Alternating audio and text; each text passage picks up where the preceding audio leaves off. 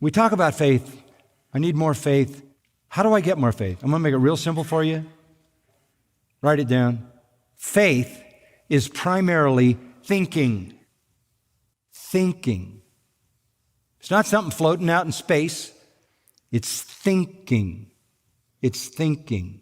Thinking about what? God, His person, His attributes, His words, His works, His power, His promises. The more you read about God and think about God, the greater God becomes, and the greater God becomes in your thinking, the greater your faith will be in Him. And the greater your faith, the more eager will be your thankful prayer in the midst of trouble that brings peace. That's why the Bible talks about having a renewed mind. Romans 12, Ephesians 4:23, Colossians 3:2. It's about how you think. And to make that indelibly clear, go to verse 8 in Philippians 4. Finally, brethren, listen, here's the last word on this. Whatever is true, whatever is honorable, whatever is right, whatever is pure, whatever is lovely, whatever is of good repute, and all of that would be true of God.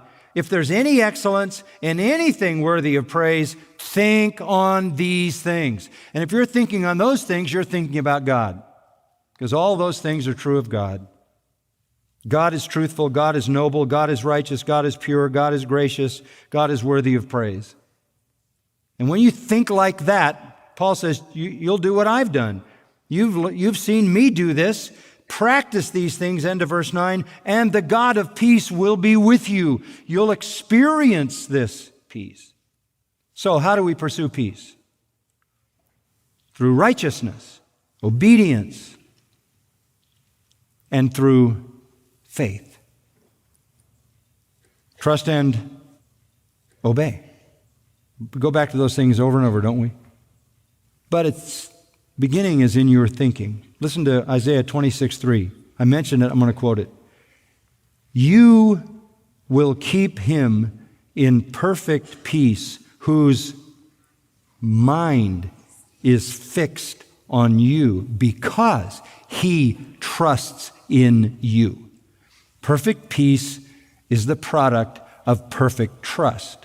Perfect trust is the result of perfect knowledge of God. The more you know about God, the more you trust Him. The more trustworthy He is, obviously, in your mind. The more you trust Him, the more eagerly you go to Him in the midst of your trouble with thankful prayer. And when you go to Him in your trouble with thankful prayer, the peace of God floods your soul beyond comprehension. This is a staggering promise in verse 27. It's not surprising that I couldn't get past one verse, right?